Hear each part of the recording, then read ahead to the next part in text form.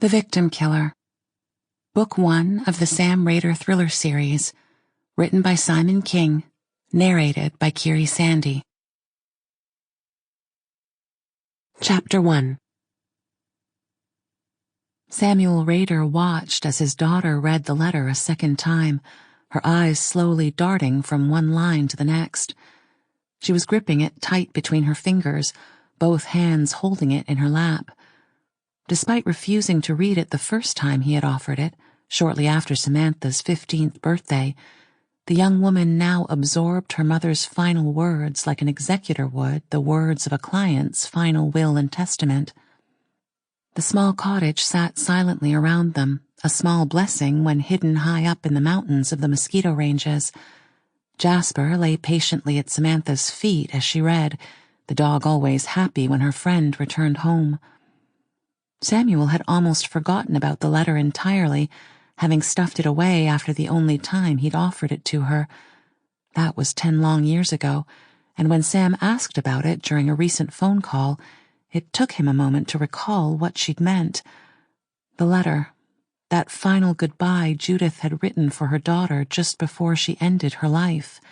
His own letter from her had been sitting beside Sam's, but he'd only needed to open his own.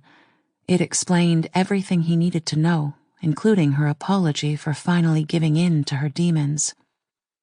Sam looked up from the letter, reached down and gave Jasper a pat.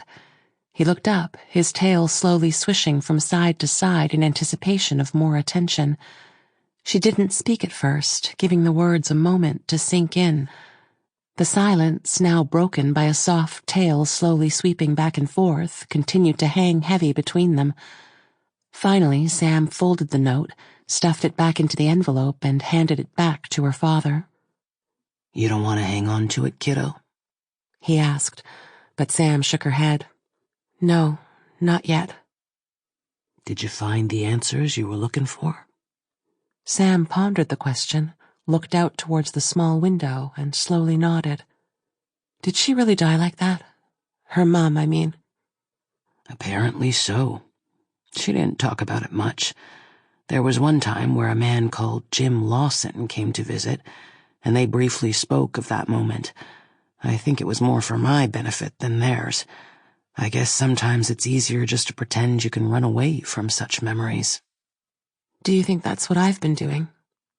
Jasper stood and laid his head on Sam's lap. She stroked between his ears the way that always made him freeze and enjoy the moment. "You? Run? Sweetheart, the only time—" Sample complete. Ready to continue?